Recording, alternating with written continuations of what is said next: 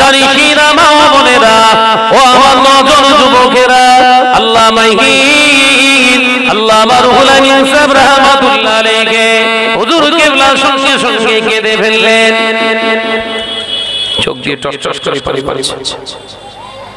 আল্লাহর ওলি আল্লামা হুজুর রাহমাতুল্লাহ আলাইহি বললেন, ও আল্লাহর বান্দারা, আপনাদের কাছে আমি রুহুল আমিনের বিদ্যা, আমি রুহুল আমিনের বিরাট ইলম তোমাদের কাছে লাগে, কিন্তু আমি রুহুল আমিন মনে করি আমার পীর, আমার মুর্শিদ, আমার পীর, আমার মুর্শিদ যদি আমার জন্য দোয়া করতেন, হুজুরের হাতে হাত যদি আমি না দিতাম, আমার রাসূলুল্লাহর সন্তান আমি পেতাম না। যে পীরের হাতে আমি বায়াত গ্রহণ করেছি, ওই পীরের বেটার কেন, ওই পীরের বেটার বেটা যদি জুতো নিচেই খুলে রেখে আমি রুহুল আমিনকে যদি অর্ডার করে,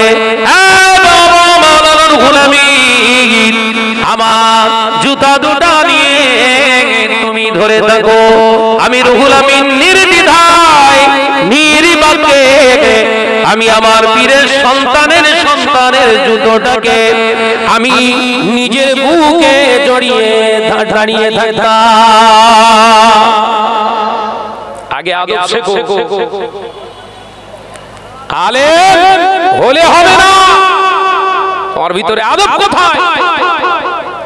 স্লোগান দিচ্ছি কি জাদা হাটাও, শোনেননি আপনারা? তাই প্রশ্ন রেখেছিলাম, জাদা হাটাও মানে পীর জাদা যদি নাও হয় তা পুরুষের জন্য বাক্যটা প্রযোজ্য, তাই তো নাকি?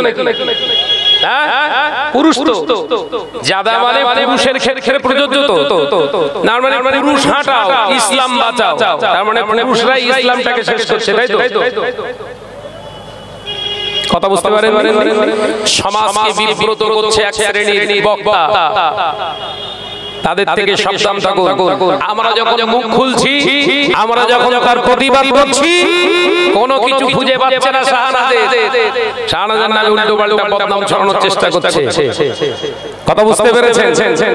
তাই রাসূলুল্লাহ বললেন, দাড়ি থাকবে, টুপি থাকবে, জুব্বা থাকবে, নামাজ থাকবে, হজ থাকবে, যাকাত থাকবে, মসজিদ তৈরি করবে, এত তার সত্ত্বেও মসজিদে মুসল্লি দলবদ্ধভাবে নামাজ পড়তে যাবে, কিন্তু ঈমান পাওয়া যাবে না। এক নম্বরে কি বললেন? ঘরে ঘরে উম্মতে, এই ভুলে গেছেন নাকি? সুদ। আজকে আমি গতকালকে রাত্রি জলসা করে যখন বেড়া চাপায় আসলাম, আরো অন্যান্য আলেম ওলামা জলসা থেকে ফিরে ওই টাইমে আমরা বসে খানিকটা গল্প করলাম। আমি তাদের কাছে প্রস্তাব রাখলাম যে আমরা দিনী প্রতিষ্ঠান যে মাদ্রাসা বোর্ড গঠন করেছি, এটা চলুক। মাদ্রাসা বোর্ডের মাধ্যমে বিভিন্ন আপনার মুক্তব বোর্ডের মাধ্যমে এলাকায় যত মুক্তব সিলসিলা ফুরফুরা শরীফে আমাদের আন্ডারে দেবে, এগুলো তো আল্লাহ পাক চাইলে আমরা চালাবো, কিন্তু আমাদের আর একটা লক্ষ্য রাখুন, আগামী দিন একটা ট্রাস্ট তৈরি করা হোক, আলেমদের টাকার একটা ট্রাস্ট, যে ট্রাস্টের মাধ্যমে এই বন্ধন গ্রুপ নামক অভিশপ্ত সম্পদ, এই অভিশাপ মুসলিম জাতি থেকে কি করে হটানো যায় পরিকল্পনা করুন। এই ট্রাস্ট একটা জায়গায় ফান্ড তৈরি করে সেই ফান্ড থেকে বিনা ইন্টারেস্টে আমাদের গরিব ভাইদেরকে টাকা লোন দেওয়ার ব্যবস্থা করা হোক। আলেমরা সকলেই সাথ দিলেন, আপনারা দোয়া করেন। মাদ্রাসা আমি করব, আমি একদম প্রতিজ্ঞাবদ্ধ। আপনারা যত আমি এদিনকে মুক্ত উদ্বোধন করতে গিয়েছি কালিয়ালি বলে একটি জায়গায়, একটা ভাই চলে এসেছে আমার কাছে যে ভাইজান আমার জমি আছে 12 কাঠা, আমি দিয়ে দিচ্ছি মাদ্রাসা করে। ভাই মাদ্রাসা করব, আপনি জমিটা লিখে দেন, ওই জমিতে প্রয়োজনে আমরা অন্য কিছু করব। দেখা যাচ্ছে যে মাদ্রাসা অভাব অনটনের সঙ্গে আছে, সেই মাদ্রাসার নামে এই জমি দান করতে হতো, কিন্তু কেন মাদ্রাসা হবে না? কারণ দেগঙ্গা এলাকায় যথেষ্ট মাদ্রাসা আছে। ওই মাদ্রাসাগুলো লক্ষ্য রাখো, দাদা হুজুরের বসে আল্লামা হুজুরের নেক দোয়া পাওয়া যাবে। কথা ঠিক না ভুল? জোরে বলে একটু জোরে হবে না? সুবহানাল্লাহ। দোয়া পাওয়া যাবে না? যাবে না? অবশ্যই দোয়া পাওয়া যাবে। দাদা হুজুর পীর কেবলা রাহমাতুল্লাহ আলাইহি ওয়াজ নসিহত করলেন 10% সুদ থেকে কমে গিয়ে বসিয়াট আল্লামা হুজুর রাহমাতুল্লাহ আলাইহি, শাহ সুফি আব্দুল জলিল সাহেব রাহমাতুল্লাহ আলাইহি, পাঁচ হুজুর কেবলা রাহমাতুল্লাহ আলাইহি, এই সমস্ত মানুষগুলো ওয়াজ নসিহত করে 3% সুদখোর আর ছিল সমাজে। 1939 সালে মুজাদ্দিদ জামান ইন্তেকাল করলেন। হুজুর কেবলার ইন্তেকালের পরে বাংলার জমিনে 800 বেশি অধিক মাদ্রাসা, মক্তব প্রায় 1000-এর মতো মক্তব হুজুর প্রতিষ্ঠিত করে রেখে চলে গেলেন। সেই মাদ্রাসা মক্তবগুলো পঠন তাদের দেখভাল যদি আজকে আমরা না করতে পারি, আরে দাদা হুজুরের সামনে দাঁড়াবো কোথায়? এই কথা বলছেন না কেন? ফোঁড়ার উপরে আবার ঘা, একে তো একটা ফোঁড়া আছে সেটাকে গেলে বার করতে পারলাম না, পাশে আবার একটা ঘা করে বসে যে এক দ্বিতীয়, তাহলে 7% সুদখোর কমে গেল। আর এত ঘন ঘন মাদ্রাসা করার এত মাতামাতি কেন? আমি যদি প্রশ্ন করি যে মাদ্রাসার জন্য যত অর্থ সঞ্চয় করছেন সমস্ত অর্থগুলো আপনারা এক জায়গায় করুন, আর মাদ্রাসা নতুন দরকার নেই, যেগুলো আছে ওইগুলো চলুন। আসুন সকলে আলেম আমরা সমাজ মিলে একটা ট্রাস্ট তৈরি করে মুসলিম সমাজকে আমরা বিনা ইন্টারেস্টে তাদেরকে লোন দেওয়ার ব্যবস্থা করি। এখানে আর আসবে না কেন? এখানে দিতে হবে তো। এই কথা বুঝতে পারছেন? এখানে দিতে হবে, আর ওটা করলে আসবে, এটা গেলে দিতে হবে। আপনারা অবাক হয়ে যাবেন। আল্লাহ শুকর, আমরা মক্তব প্রতিষ্ঠিত করে প্রথম দিনই আমি বক্তব্য রেখেছিলাম, জনসাধারণের কাছ থেকে 1 পয়সা নেওয়া যাবে না, বিল কাটা বন্ধ। সকলে আলেমে দিন ভাইজান হুজুররা আমাকে প্রশ্ন করেছিল, ভাইজান তাহলে আমাদের টাকা কিভাবে আসবে? পকেটে হাত দেন, একদম ক্লিন বলেছিল। মুক্তব বোর্ডে যত হাজার কিতাব ছাপা হবে সব আলেমদের পকেটের টাকা। কথা বুঝতে পারছেন না? আমি বলেছিলাম যত মুক্তব চলবে এ পর্যন্ত আপনাদের নেক দোয়ায় 100-এর উপরে মুক্তব আমাদের কাছে এসে গেছে এই অল্প দিনে। বলুন সকলে আলহামদুলিল্লাহ। প্রতিদিন আমাদের কাছে মুক্তবের সংবাদ আসছে। সমস্ত মুক্তবের ছাত্র ছাত্রীদের কিতাব আমরা ফ্রিতে দেব বলেছিল লিল্লাহিয়াতের জন্য। টাকা কোথা থেকে আসবে? একটাই আনসার, আলেম তোমার পকেটে হাত দাও। সাধারণ মানুষের পকেট বহুত দিন কাটাকাটি চলছে। এই কথা ঠিক না? জোরে বলেন।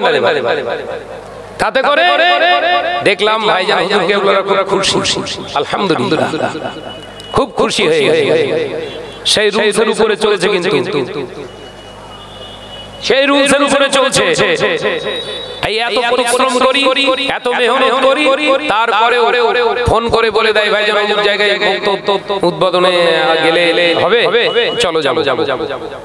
আমার তো বিশ্রামের সময় একটু দিনের বেলা, আমি বিশ্রামের সময় পাই কখন?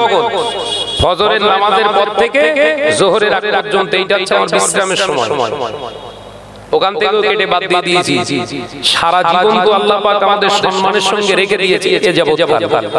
একটু জাতির জন্য, ইসলামের জন্য ভাবি না, ওই ভাবনা নয়। আপনারা দেন, আমার নামে আমি চালাই, ওটা না, আমরা দেবো আপনাদের নামে চলুন। এই কথা বুঝতে পারছেন না? উল্টো চেতনা, পুরো উল্টো চিন্তা, সম্পূর্ণ উল্টো। এই চিন্তা ভাবনা নিয়ে যাচ্ছি, তাতে করে দেখছি এক শ্রেণীর বিরাট ফাটছে। এক শ্রেণীর ব্যাপক ফাটছে। আমরা যখন মুক্তব বোর্ড উদ্বোধন করেছি, সার্কুলার দিয়েছি, দেওবন্দি, তবলিগ জামাত, জামাত ইসলাম, খানকা পার্টি, আজান গাছি, এমনি করে শাফি মাযহাবের লোক, মালিকি মাযহাবের লোক কেউ আমাদের প্রশ্ন করেনি যে এতদিন কোথায় ছিলে। প্রশ্ন করে কারা জানেন? ওই ব্যানারে লেখা আছে সিলসিলায়ে ফুরফুরা শরীফ জিন্দাবাদ, স্মৃতিতে আল্লামা, স্মৃতিতে দাদা হুজুর। ওরাই প্রশ্ন করতেছে এতদিন কোথায় ছিলে। তুমি যদি সিলসিলারি হয়ে থাকো, আমাদের ফোন করে ওয়েলকাম না জানালেও অন্তত বলার দরকার ছিল যে বহুদিন পর ভাইরা একটা চিন্তা ভাবনা নিয়ে ভালো। আমরা তো বলিনি তোমার কাছ থেকে আমার দাও, বলিনি তো। আমরা যখন এটা করেছি তোমার দরকার ছিল তুমি সমাজের উন্নতি চাও, সমাজের যদি ডেভেলপ চাও, জাতির যদি উন্নতি চাও, ইসলামের যদি উপকার চাও, অন্তত তোমার শুকর করে বলা উচিত ছিল যাক ওরা আমরা তো করছি ওরা করছে খুব ভালো হয়েছে। তা বললেন কি বললেন? চিটকুনি মেরতে যাবার কি বলছে? তাই তো এতদিন করিনি, না করলে কেরাম দেখায়, তাই তো এই করলে সেই জনগণ জবাব দিচ্ছে। এর জবাব কে দিচ্ছে? জনগণ। যে জায়গায় বাড়া ভাতে বোধহয় ছাই পড়েছে নাকি? আপনারা দোয়া করেন দাদা হুজুর পীর কেবলাদের, ওই দাদা হুজুর পীর কেবলা সিলসিলা জিন্দাবাদ বলবো, আর তার আওলাদদের গালি দেবো, এরকম নীতি বিশ্বাসী আমরা নই। আমরা বোর্ড গঠন করেছি সব আওলাদে মুসাদ্দাদ জামান দাদা হুজুর পীর কেবলাদের আওলাদদের, দাদা হুজুর পীর কেবলা আওলাদ রক্তের কলিজাদেরকে সামনের প্ল্যাটফর্ম দিয়ে দিয়েছি, আমরা কর্মী হিসেবে কাজ করব। কথা বুঝতে পারছেন? আপনারা দোয়া করুন, কিচ্ছু করতে হবে না, শুধু দোয়া করেন।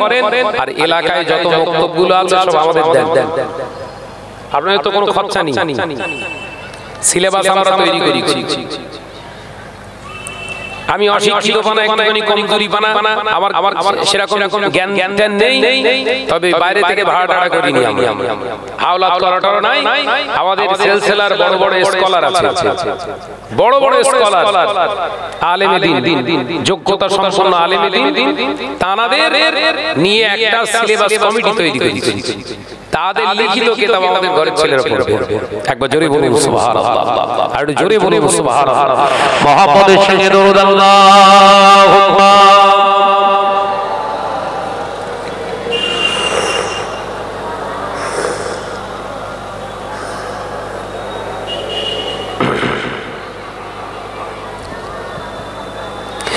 ও জোরে যুবকেরা, ছেলেরা, বাচ্চারা, আলোচনা যেটা আমি বোঝাতে চেয়েছিলাম, সুদ এমনই একটা বস্তু, এমনই একটা নাপাক, এমনই একটা খারাপ জিনিস, শুধু খেলে আপনার ভিতর থেকে তিনটে জিনিস উঠে যাবে, আর তিনটে জিনিস আপনার ভিতরে প্রতিষ্ঠিত হবে।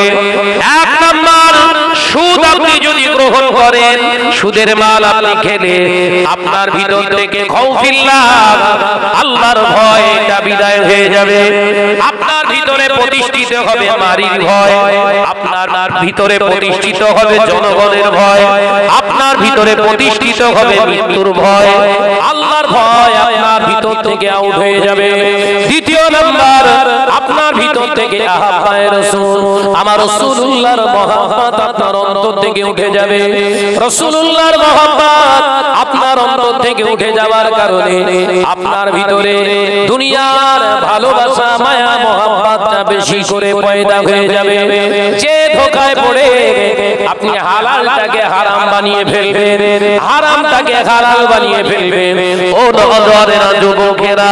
তৃতীয় নাম্বার হলো, আপনি সুদের মাল খেলে, সুদের টাকা গ্রহণ করলে, জেনে রাখবেন সুদের মাল হারাম খাওয়ার কারণে আপনার ভিতর থেকে মনুষ্যত্ব নামক বস্তুটাই উঠে যাবে। মনুষ্যত্ব উঠে গেলে আপনি নিজের মালটাকে যেমন নিজের মাল ভাববেন, অপরের মালটাকেও নিজের মাল ভেবে খেয়ানত করবেন। সুদ আপনার আমার দেশের ভিতরে ঢুকলে নাম্বার 1, আল্লাহর ভয় বিদায় নেবে আপনার কাছ থেকে। হাস্যকর ব্যাপার, এবার আপনাদের নির্দয় আমি হসপাকে গিয়েছি, গিয়ে দেখি মদিনা শরীফে বসে বসে হাজী সাহেব আপনার সিগারেট খাচ্ছেন। মনে করছে ফাজলামো মারছি নাকি। মদিনা শরীফে বসে বসে সিগারেট খাচ্ছে চারজন হাজী। আমি চারজন হাজীর ভিতরে ফজরের নামাজ আদায় করে টুকটুক করে রাসূলুল্লাহ দরবার থেকে জিয়ারত করে বেরুচ্ছি, আর ঠিক মসজিদে নববী শরীফের গেটটা পার হয়ে গিয়ে দেখি চারজন হাজী একটা চায়ের স্টলের সামনে বসে বসে চা খেয়েছে। এবারে চায়ের উপরে একটু ধোঁয়া মেতেছে। কথা বুঝতে আমি আস্তে আস্তে প্রথমে উঠি, বলেছি আমার মুখ পাতলা, আমি আস্তে আস্তে গিয়ে সালাম দেই, হাতে সিগারেট সরকে সালাম। আমি গিয়ে আমি বললাম হাজী সাহেব देखे जानो पाकिस्तानी पाकिस्तानी मने होच्छे ताई बोललो हाजी साहब कहां से आया है हम हिंदुस्तान से आया है माशाअल्लाह हिंदुस्तान कहां कलकत्ता से आया है माशाअल्लाह तभी तो बांगाली तो हैं अपनिও বাঙালি जी আপনার বাড়ি কলিকাতার পাশাপাশি তা মদিনায় রয়েছেন মদিনার ফজিলত জানেন না হজে ট্রেনিং নিয়েছিলেন ওই যে হ্যাঁ চারটে কটা হজে আসার আগে চারটে ট্রেনিং নিয়েছে ট্রেনিং তাই বললাম ট্রেনিং এ মদিনার ফজিলত সম্পর্কে শুনেন বলে হ্যাঁ শুনছি বলেন দিন একটা মদিনার মসজিদে নববী শরীফে এক রাকাত মুসলমান নবীর উম্মত যদি নামাজ আদায় করে আমার আল্লাহ খুশি হয়ে ওই মুসল্লি নবীর উম্মতের নামে আমলে 50,000 রাকাতের সওয়াব দান করে দেন এই মাশাআল্লাহ মাশাআল্লাহ আর একটা বলে তো আরেকজন হাজির হাতে সিগারেট করে সেও বলছে মক্কার জমিনে যদি কেউ বাইতুল হারাম বাইতুল্লাহ শরীফের চত্বরে মেহতাবের মামাতাবের এলাকায় যদি কেউ এক রাকাত নামাজ আদায় করে আমার আল্লাহ পাক আল্লাহ তাআলা ওই হাজী সাহেবের নামে আমলে 1 লক্ষ রাকাতের সওয়াব দান করে একবার জোরে হবে না আমিও সুবহানাল্লাহ বলি আমি বলছি আর দুটো একটা বলে বলছে আর মনে নেই ট্রেনিং নিয়েছ কটা চারটে আমি বললাম আমার একটা মনে এসেছে আমি বলবো ওরা বুঝতে পারি বলে ভূত মার ওরা বুঝতে পারি বলে হ্যাঁ বলেন বলেন এই মদিনার জমিনে রাসূল পাক সাল্লাল্লাহু আলাইহি ওয়াসাল্লাম জমিনে সশরীরে শুয়ে আছে এই মদিনার জমিনের সঙ্গে বেয়াদবি যারা করে মদিনার জমিনে যারা বেয়াদবি করে মদিনার জমিনে এসে যদি কোনো হাজি একটা সিগারেট খায় ওর নামায় আমলে একটা সিগারেট খাওয়ার গুনাহ লেখা হয় না 50,000 সিগারেট খাওয়ার গুনাহ লেখা হয় হাত থেকে টপ করে সিগারেট ফেলে দিয়ে বলছে জানিনি তো কথা বুঝতে পারছেন না হাওয়া করে কামতে শুরু করেছে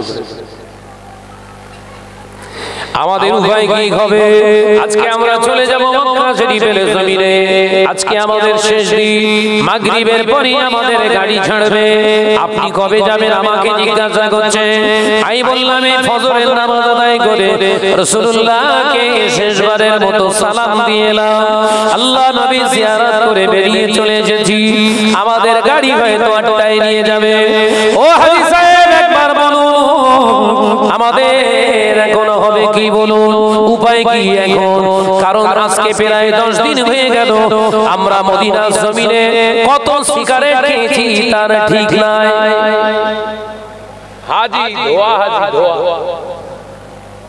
উপায় কি বলে বলল হাজী সাহেব ওই যে গম্বুজে খাজরা দেখতে পাও আমার নবী পাক শুয়ে আছেন নিচে যাও চলে যাও মদিনার মসজিদে নববী শরীফে পাশে বাবু সালাম ওই বাবু সালাম দিয়ে ঢুকো আল্লাহ নবীর দরবারে ওযু করে যাবে ও হাজী সাহেব কান দুটো ধরে রাসূলুল্লাহকে সালাম দিয়ে কান দুটো ধরে আল্লাহ নবীর সামনে দাঁড়িয়ে বলবে ইয়া রাসূলুল্লাহ হাবিবাল্লাহ না জানার কারণে অপরাধ করে ফেলেছি বেয়াদবি করে ফেলেছি maaf করে দেন ক্ষমা করে দেন maaf করে দেন ক্ষমা করে দেন আল্লাহ নবীর কাছে অন্যায় স্বীকার করেন আল্লাহ নবীর কাছে ভুল স্বীকার করেন আল্লাহ নবী যদি একবার ক্ষমার চোখে দেখে আল্লাহ পাক হাবিবের ওসিলায় ক্ষমা করে দেবে চারজন হাজী পাগলের মতো ছুটছে হাজী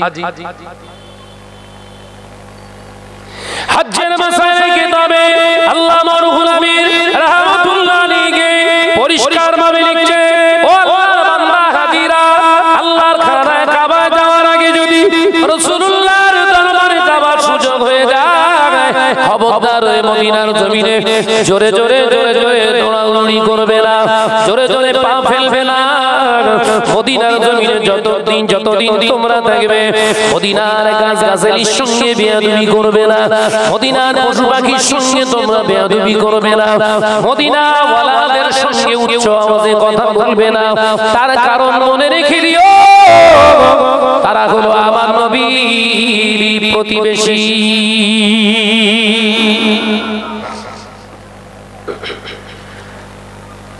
হাজী সাহেব চিন্তা করে 6 লক্ষ টাকা প্রায় খরচ হয়েছে, ওখানে ধোঁয়া মেরে দিচ্ছে।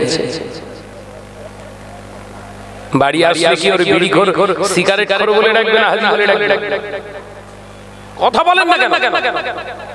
হাজী বলবে তো, হাজী বলবে তো, হাজী নবী কি বললেন? হাজীর সংখ্যা বাড়বে, হাজীর অভাব হবে না, নামাজির অভাব হবে না, ভিতরে খাউফিল্লাহ থাকবে না, আল্লাহর ভয় থাকবে না। আল্লাহর ভয় না যদি না থাকে আপনার ভিতরে, আপনি কোন জায়গা থেকে প্রমাণ করবেন ঈমানদার? আমার আলোচনা বুঝতে পারছেন? কোন জায়গা থেকে প্রমাণ করবেন? ওই জন্য নামাজ পড়েন, রোজা করেন, হজ করেন, যাকাত দেন, পাশে পাশে আরেকটা জিনিস করেন, কু আনফুসাকুম ওয়া আহলিকুম নার, নিজে জাহান্নামের আগুন থেকে বাঁচো আর ওই নিজের আহলি বর্গদেরকে জাহান্নামের রাস্তা থেকে বাঁচার চিন্তাধারা নিন। দাদা হুজুর পীর কেবলা দ্বিতীয় নম্বর ওসিয়াতের ভিতরে এই আয়াতে কারিমাটা দিয়ে দিয়েছে। সাবধান হন, আল্লাহ আমাদের সকলকে কবুল করেন, বলুন আমিন। জোরে বলি আল্লাহুম্মা আমিন। দ্বিতীয় নম্বরে নবী কি বললেন? সুদ ঢুকে যাওয়ার কারণে ঈমান হারা হবে। দ্বিতীয় নম্বর কারণ বললেন মুসলিম সমাজে প্রতিষ্ঠিত হবে অশ্লীলতা, মানে জিনা ব্যভিচার। ওই আমি প্রথমে এসে যেটা দেখলাম, প্রথমে এসে যেটা দেখে রেগে গিয়ে বলতে স্টার্ট করেছিলাম, আল্লাহর নবী বললেন সেই সময় নামাজি রোজাদার বহু হাজী থাকবে, নামাজি থাকবে, ভিড় করে নামাজ পড়বে, ঈমানদার কানে খুলে শুনে রেখে দি। ওই নারীগুলো সম্পর্কে আল্লাহ নবী আজ থেকে 1445 বছর আগে আল্লাহ নবী জানিয়ে দিলেন, ও আমার সাহাবীরা, ও আমার সাহাবারা, আমি রাসূলুল্লাহকে সাল্লাল্লাহু আলাইহি ওয়াসাল্লাম পাক জবানে জানিয়ে দিলাম, এমন একটা দিন আসবে, সময় আসবে, নারী পুরুষদের ভিতরে আর পর্দা থাকবে না, নারী পুরুষদের ভিতরে আর পর্দা থাকবে না। ও বাবা সাহাবারা, আমি রাসূলুল্লাহকে সাল্লাল্লাহু আলাইহি ওয়াসাল্লাম পাক জবানে জানিয়ে দিলাম, ওই সময় মানুষ নামাজ পড়বে, রোজা করবে, হজ করবে, যাকাত দেবে, জুব্বা পরিধান করবে, মুখে দাড়ি রাখবে, মাথায় টুপি দেবে, ভালো ভালো মসজিদ বানাবে, কিন্তু আমি রাসূলুল্লাহ জানিয়ে দিলাম ওদের ভিতরে কোনো আর পর্দা থাকবে না। আছে বহু মাদ্রাসা ছেলে পর্যন্ত মাথায় টুপি দিয়ে বাজারে ঘুরতে বলে। আমি এসছি 6:30টার ভিতরে আমি ঢুকেছি,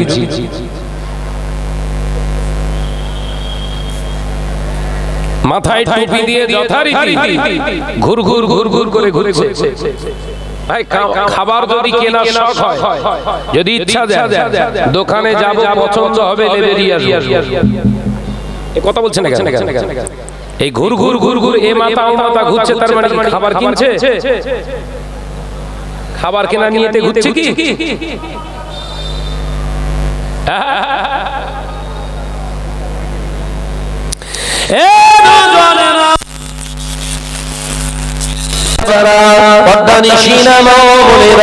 আল্লাহ নবী তো জানের বাদশাহ হাবিবুল্লাহকে নবী জনাবে মুহাম্মদুর রাসূলুল্লাহ সাল্লাল্লাহু আলাইহি ওয়াসাল্লাম পাক জবানে জানিয়ে দিলেন, আল হায়াউ শুবাতুন মিনাল ঈমান, লজ্জা হলো ঈমানের একটি শাখা। ও সাহাবীরা, আমি রাসূলুল্লাহ আগে সাল্লাল্লাহু আলাইহি ওয়াসাল্লাম জানিয়ে দিলাম যে পুরুষটার ভিতরে লজ্জা নাই, যে নারীটার ভিতরে লজ্জা নাই, হায়াবিহীন নারী পুরুষ হলো পূর্ণ ঈমানদার নয়।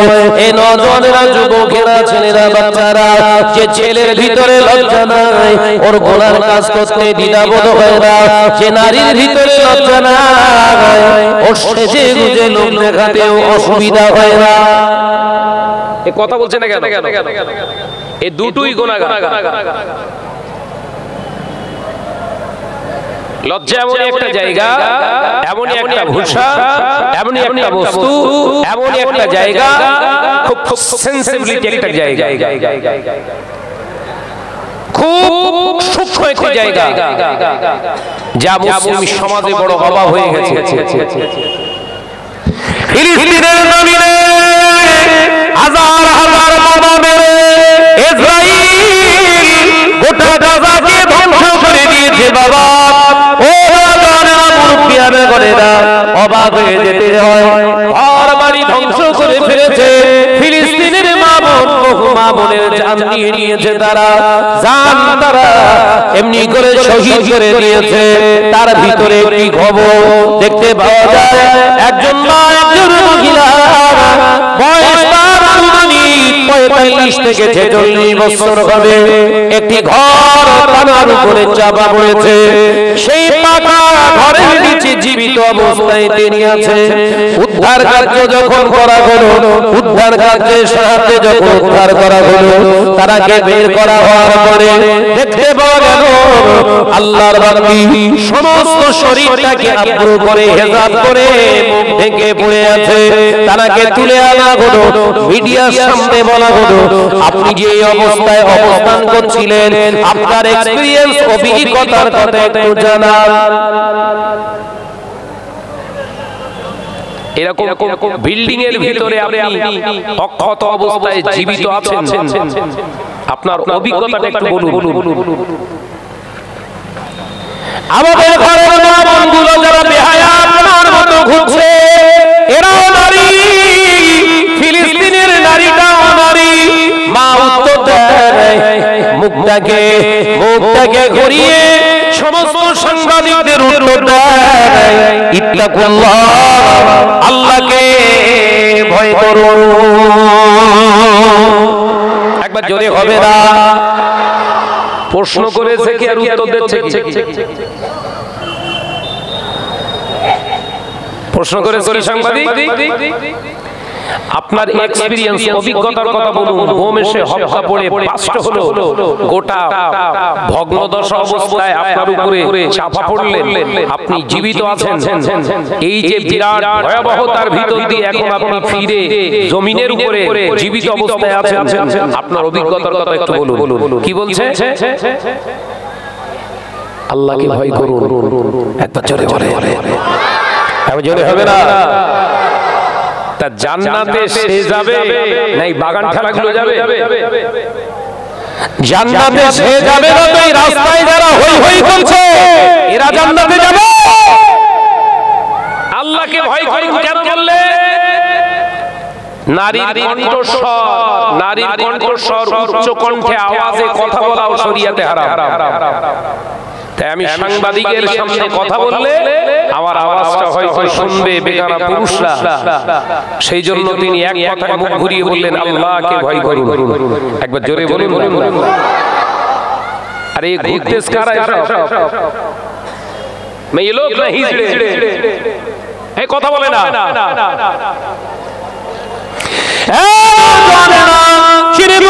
মুসলমানেরা, সোনাপুরের মুসলমানেরা, যে নারীগুলো বেহায়াপনা করার জন্য, বেগানা পুরুষদেরকে আকৃষ্ট করার জন্য রাস্তায় ফেটি কুকুরের মতো ঘুরছে, ওই নারীগুলো যদি বিনা তওবায় মারা যায়, ওদের ইন্তেজারে পড়ে কোন নামাজি মুসল্লিরা ওর জানাজায় শরীক হওয়া বৈধ নয়। শুধু তাই নয়, ওই নারীগুলো যদি এই অবস্থায় মারা যায়, কিয়ামত পর্যন্ত কবরে আযাব বন্ধ হবে না। ওই বেহায়া নারীগুলোর জন্য তামাম পৃথিবীর আলেমগুলো যদি কেঁদে কেঁদে কেঁদে কেঁদে তামাম পৃথিবীর আলেমের চোখের পানি শুকিয়ে গিয়ে যদি চোখে যদি ঘাও হয়ে যায়, হে বেহায়া নারীগুলা, তোদের কবরের আযাব বন্ধ হবে না।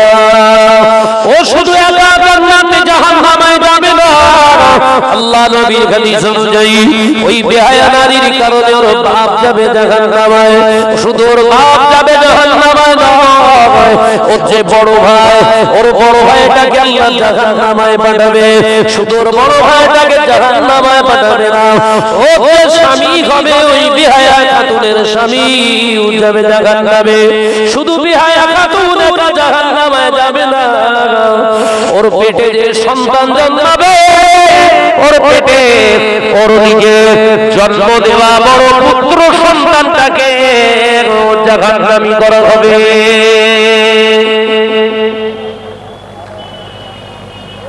এখন যদি মনে করেন শাহনাজ ভাই কি 15,000 মেরে জান্নাত, এমন দোয়া চাবে একদম সহজে সুরুত করে ঢুকে যাবে একদম জান্নাতে, ওর জন্য শাহনাজ দোয়া চাইলে শাহনাজের কবরেও বাস পড়বে। এই কথা বুঝতে পারবেন? আল্লামা হুজুর রাহমাতুল্লাহ আলাইহি ফতোয়ার কিতাবে পরিষ্কার লিখেছে, বেহায়া নারীগুলো যদি বিনা তওবায় মারা যায়, ওদের জন্য সবরাসানি করা যায় না। এই ফতোয়া আমার না বলো,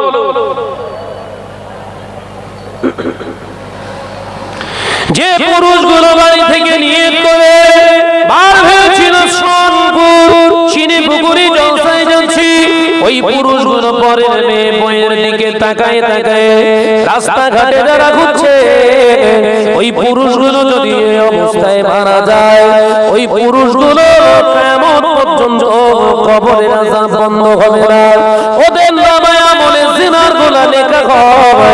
আল্লাহ নবী পাক জবানে জানিয়ে দিলেন, একজন পুরুষ একজন নারীর দিকে একবারের বার দ্বিতীয়বার তাকানো বৈধ নয়। এটা কার ফতোয়া? কোন মৌলবি সাহেবের না, এটা স্বয়ং রাসূল পাকের ফতোয়া।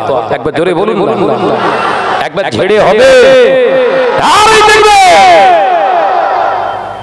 যে কটা ভাদ্র আশ্বিন কার্তিক মাসের মতো 4 পেশ জন্তুর মতো ঘুরতেছে, ওর খবর আছে না নেই?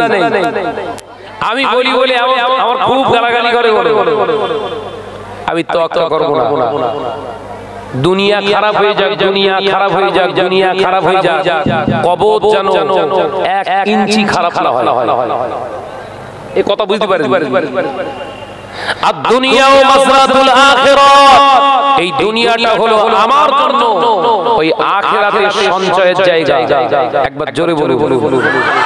আমার কথা, আমার কাজ, আমার দেখা, আমার খাওয়া, আমার চাওয়া, আমার পাওয়া, আমার শোয়া সব আল্লাহর জামাতের জন্য হবে। ওই জন্য আল্লাহ কোরআনে বললেন, ওমা খালাকতুল জিন্না ওয়াল ইনসা ইল্লা লিয়াবুদুন। জিন এবং ইনসানকে সৃষ্টি করার মুখ্য উদ্দেশ্য ছিল ওয়াল ফর ইয়ারমি, আমার ইবাদত করবে। একবার জোরে বলুন, একবার জোরে হবে না? আমাদেরকে আল্লাহ দুনিয়ায় সৃষ্টি করেছে কি কারণে? আল্লাহর ইবাদত করব। প্রশ্ন আসতে পারে, ভাইজান তাহলে সংসার, চাষাবাদ, ব্যবসা বাণিজ্য, কাজ কারবার, বন্ধু বান্ধব, বিবি ছেলেপুলা, বিয়ে শাদী, এসব তো তাহলে তো বৈধ নয় না বাবা, সব জায়েজ আছে, সব জায়েজ আছে। শর্ত ফাত্তাবিউনি ইহবিবকুমুল্লাহ। একবার জোরে বলুন, একবার জোরে হবে না? শর্ত হলো বিয়ে করতে গেলে নবীর আদর্শ মেনে বিয়ে করতে হবে। শর্ত হলো চাষ করতে গেলে নবীর আদর্শ মেনে চাষ করুন। শর্ত হলো ব্যবসা করতে গেলে নবীর আদর্শ মেনে ব্যবসা করুন। শর্ত হলো সন্তানকে মানুষ করবেন নবীর আদর্শ মেনে ব্যবসা করুন। টোটাল জিন্দেগিটায় নবীর আদর্শে আদর্শিত হন, টোটাল লাইফটা হয়ে যাবে ইবাদত। একবার জোরে বলুন। মানুষের সঙ্গে বন্ধুত্ব করবেন, মানুষের সঙ্গে শত্রুতা করবেন, ওটাও ইবাদত। শর্ত কি?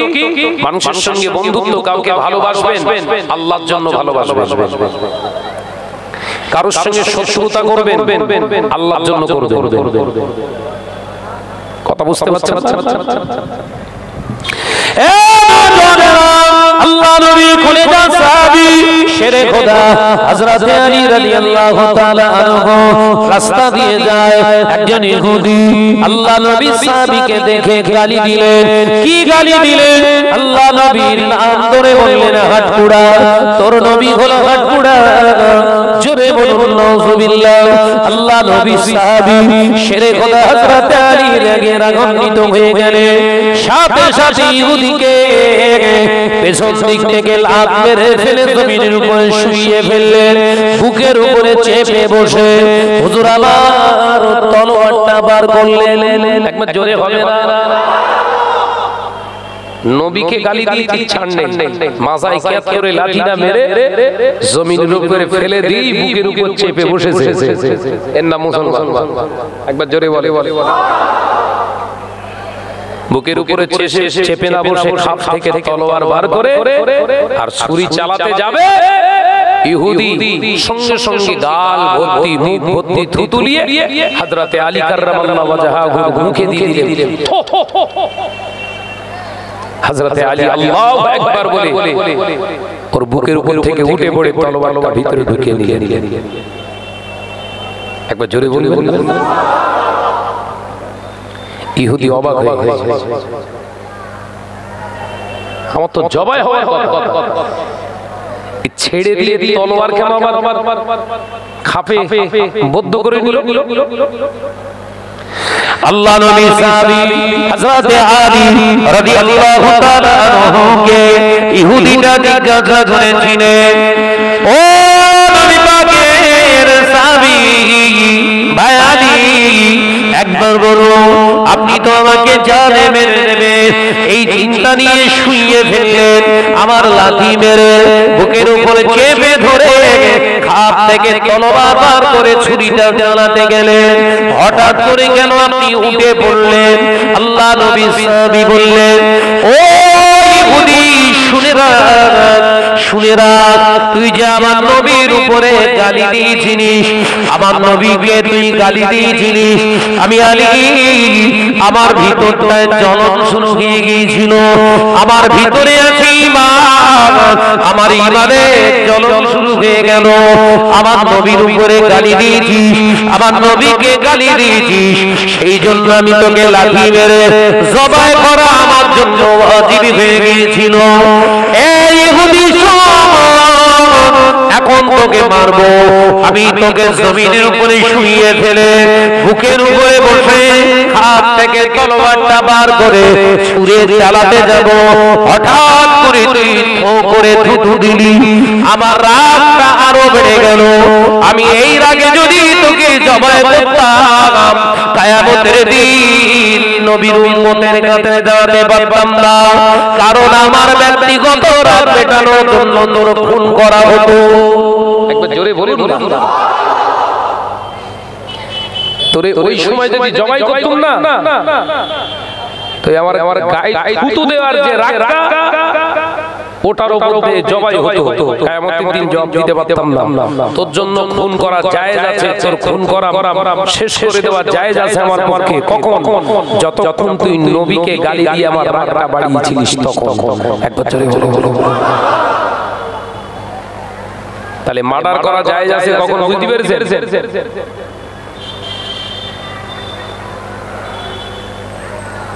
মার্ডার হওয়াও জায়েজ কখন? কোন ঝান্ডা ফান্ডার জন্য নয়, খুব মার খাবি তালি।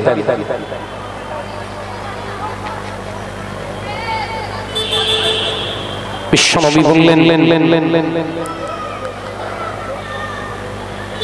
ইসলামের ভিতরে উত্তম আমাল আফজালুল আমাল, বিশ্বনবী বললেন আল হুবু ফিল্লাহি ওয়াল বুগযু ফিল্লাহ। একবার জোরে বলে, একবার জোরে হবে না? আল্লাহর জন্য ভালোবাসা, আল্লাহর জন্য শত্রুতা করা ইসলামের ভিতরে সবথেকে উত্তম আমল। জোরে বলবেন না? আদর্শ কোথায় আমাদের ঘরের ছেলে? এই যে আজকে আমি বলছি, ওরা আমার গালি দিচ্ছে বলো, কিন্তু আমি কিছু মনে করছি না, কারণ আমার আল্লাহর জন্য আমি বলছি, আমার ইসলামের জন্য বলছি, আমার নবীর জন্য বলছি। ওরা আমার গালি কেন মেরেও যদি দেয় আলহামদুলিল্লাহ, মৃত্যুটাকে গ্রহণ করব, কিন্তু জবান বন্ধ করার কোনো লাইন নাই।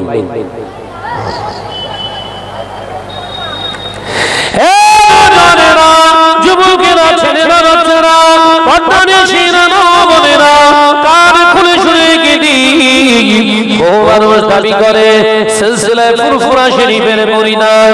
আমরা ভাঙড়ের মানুষ, আমরা সোনপুরের মানুষ, চিনিপুকুরের মানুষেরা দাবি করি সিলসিলায়ে ফুরফুরা শরীফের পরিণাম আমরা মুজাদ্দিদ জামানের নীতি আদর্শ মেনে চলি। আমরা ও বাজিরা মুজাদ্দিদ জামান আমির শরিয়াত আলা হযরত দাদাজান হুজুর পীর কেবলা রাহমাতুল্লাহ আলাইহি ওসিয়ত নামার 4 নম্বর ওসিয়তে হুজুর বললেন, খবরদার মহিলাদের যেখানে আনাগোনা পুরুষেরা সেখানে যাবে না।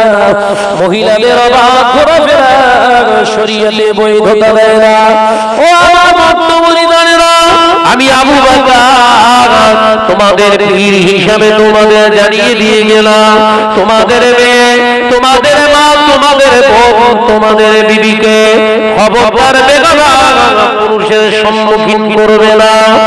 এ মুজাদ্দিদ জামান শুধু ঠিক থাকলেন না, থেমে থাকলেন না, হুজুর আমার জানালেন, খবরদার তোমরা বেগানা পুরুষদের দ্বারা তোমাদের ঘরের মেয়েদের তিনি শিখিও না।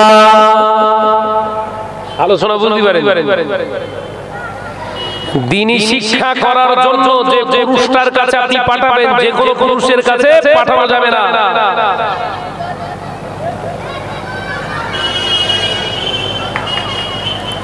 মুহরিম পুরুষদের দ্বারা শিক্ষা করা মুজাদ্দিদ জামান বলেছেন তাদের দ্বারা, তার মানে রক্তের সম্পর্কিত কোন মানুষ, বয়োজ্যেষ্ঠ মুরব্বী, তাদের সোহবতে রেখে মেয়েদের শিক্ষা দিতে বলেছে, তাও বলেছে পর্দার ভিতর দিয়ে। একবার জোরে হবে না? এই যে রাস্তায় ঘুরতেছে এরা কারা? সব দাদা হুজুরই তো দাবি করে। কথা বলছেন না কেন?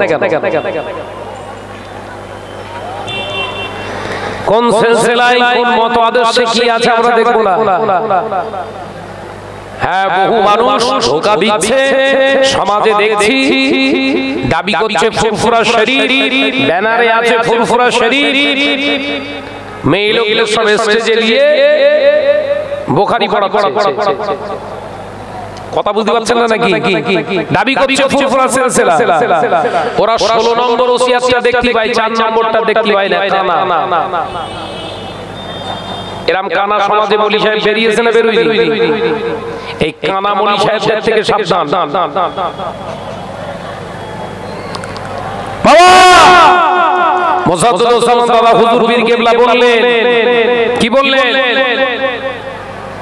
তোমার ঘরের মহিলাটাকে শিক্ষা দেবে কোন নারীর কাছে, অথবা বৃদ্ধ একজন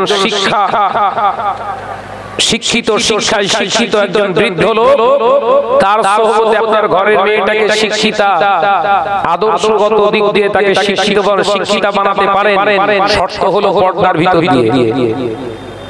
দাদা হুজুর ইসলাম মেনেছে না মানি? এই কথা বলছেন না কেন? এখন যদি আমার মতো মৌলী সাহেব বলে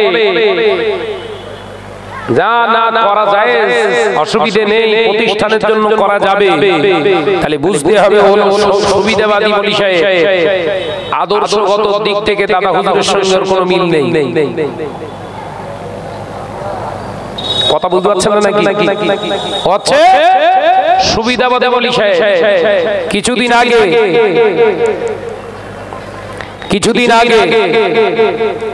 আমাদের উত্তর 24 পরগনা বাদুড়িয়া থানার অন্তর্গত একটি নারায়ণপুর বলে একটি জায়গায় কারীদের নিয়ে একটা সম্মেলন হয়েছিল।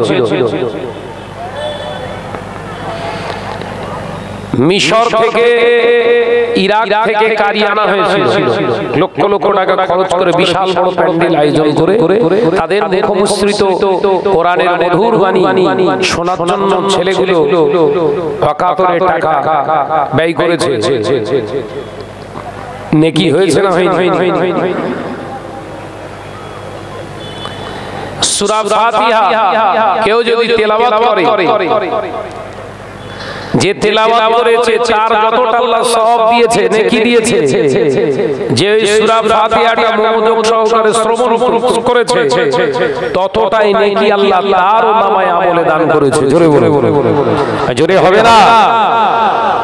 সচরাচর এলাকায় মাদ্রাসায় যে সমস্ত ছাত্রগুলো পড়ছে, ওই বাইরের কারিগুলো এসে যখন এরা কোরআন তেলাওয়াত করছে তার ভিতরে তো 10টা ছাত্র থাকতে পারে। ওদের ভিতরে চাহিদা, মন মানসিকতাটা বাড়তে পারে না? কিছু কানামণি সাহেব বেরিয়ে তারা বলতেছে ফালতু এই টাকা পয়সাগুলো নষ্ট করছে বেকার, ওই টাকাগুলো দিলে ভালো ভালো। সমাজকে কিভাবে নষ্ট করছে ধারণা করতে পারবেন না। মুজাদ্দিদুজ্জামানের রেখে যাওয়া প্রতিষ্ঠান যা ভাঙড়ে আছে, এই প্রতিষ্ঠানগুলোই আমাদের ঘরের ছেলেগুলোকে, মেয়েগুলোকে যদি ঠিকভাবে পঠন পাঠনের মাধ্যমে তৈরি করি, ভাঙড়ের মানুষ সবাই যদি সহযোগিতা করি, নতুন কোন প্রতিষ্ঠানের দরকার আছে বলে মনে হয়? দরকার নেই তো। কিন্তু আমি বলি সাহেব, আমার কথা হচ্ছে না, ও প্রতিষ্ঠান তো দাদা হুজুরের পাঁচ হুজুরের, আমি একটা তৈরি করি, আমি তৈরি করি। আমার তৈরি করার কারণে দেখা যাচ্ছে দাদা হুজুর পীর কেবলার, পাঁচ হুজুর কেবলার, আল্লামা হুজুরের আব্দুল জলিল সাহেব রাহমাতুল্লাহ আলাইহির প্রতিষ্ঠানগুলো সব আস্তে আস্তে ভঙ্গুরদশা হয়ে গেছে। ওই যে পুরাতন আল্লাহ ওয়ালাদের প্রতিষ্ঠানগুলো ভঙ্গুর অবস্থার মূল কারণ পান্ডা তো আমি। এই কথা বলছেন না কেন? ওই প্রতিষ্ঠানগুলো ধ্বংস করার নায়ক তো আমি, কারিগর। কারণ ওই প্রতিষ্ঠানে যে ভাঙড়ের মানুষ দান করত, এই প্রতিষ্ঠান আমার প্রতিষ্ঠানেও সেই ভাঙড়ের মানুষই দান করে। ওখানে 100 টাকা দান করত, সেই 100 টাকায় দুটো ভাগ হয়ে গেছে, 50-এর কাছে আসে, 50-এর কাছে আসে। তাহলে ওই প্রতিষ্ঠানটা দুর্বল করার নায়ক তো আমি। কথা বুঝি না?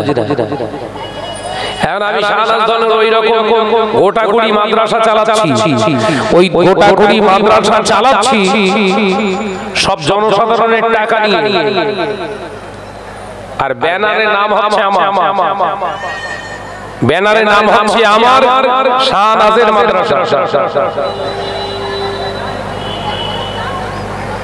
শাহনাজের মাদ্রাসা টাকা কার?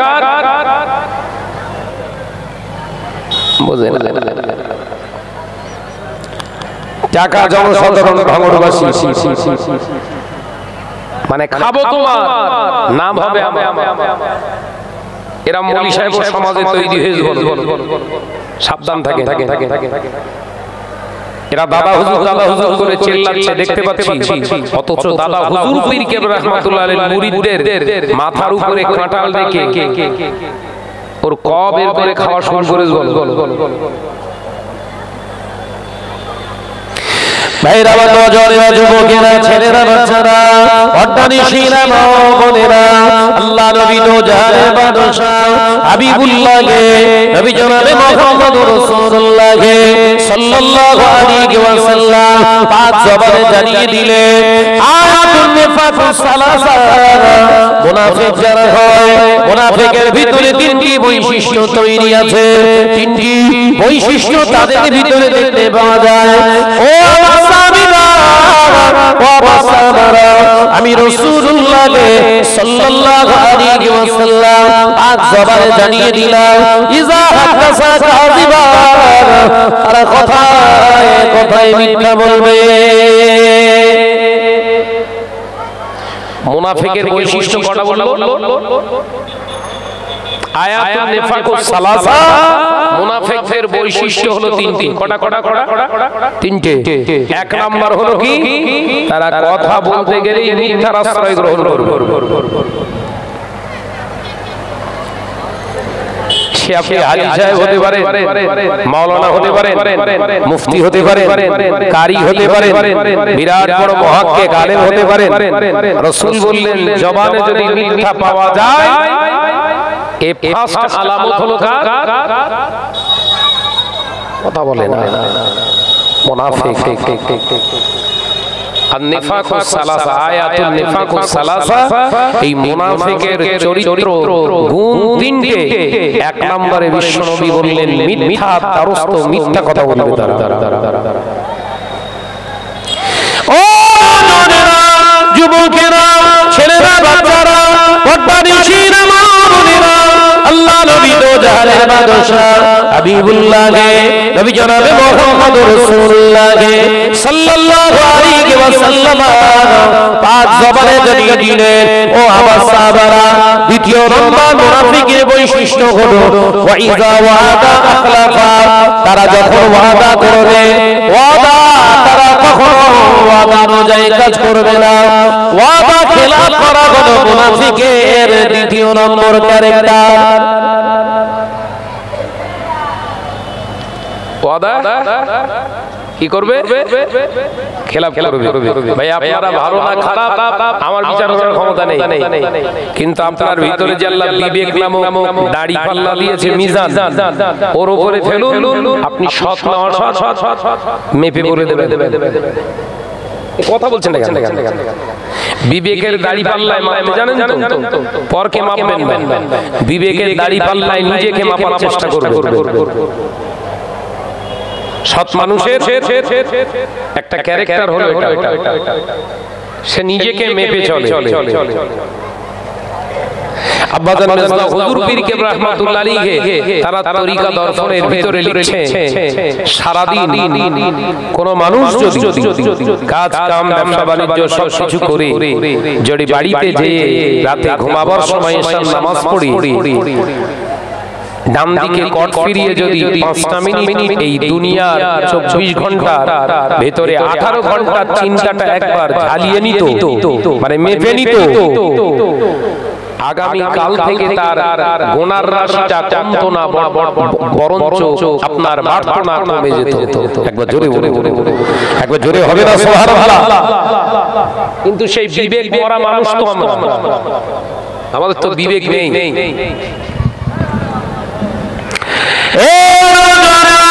যুবকেরা, ছেলেরা, বাচ্চারা, পর্দানিশীরা, মা বোনেরা, আল্লাহ নবী তো জাহানের বাদশাহ হাবিবুল্লাহকে, নবী জনাবে মুহাম্মদ রাসূলুল্লাহকে সাল্লাল্লাহু আলাইহি ওয়াসাল্লাম পাক জবানে জানিয়ে দিলেন, ওয়া ইযা উতুমিনাল খার, ও আমার সাহাবারা, আমি রাসূল পাক সাল্লাল্লাহু আলাইহি ওয়াসাল্লাম পাক জবানে